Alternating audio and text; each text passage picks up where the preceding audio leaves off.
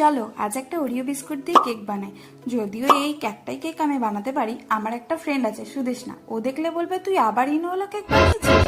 কলেজে যখন পড়তাম কোভিডের সময় এটা তো খুবই ভাইরাল ছিল। তখন তো বাড়িতে বসে বোরই হতাম, তখন নিত্য নতুন রান্না ট্রাই করতাম আর বানাতাম।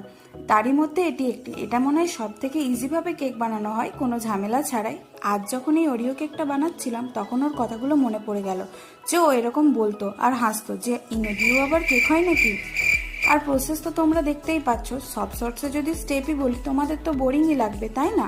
তাই এটার পেছনে যে গল্প আছে আজ তোমাদের সেটাই বললাম। ইনো দিয়েছি বলে এটা ভেবো না, কিন্তু যে টেস্ট খারাপ হয়েছে, খেতে কিন্তু খুবই ভালো হয়। আর কতটা যে সফট হয়েছিল সেটাও কিন্তু তোমাদেরকে ভালো করে দেখিয়ে দিলাম। ব্যাস, তারপর কি ভাগ ভাগ করে কেটে বাড়ির সবাই মিলে খেয়ে নিয়েছিলাম।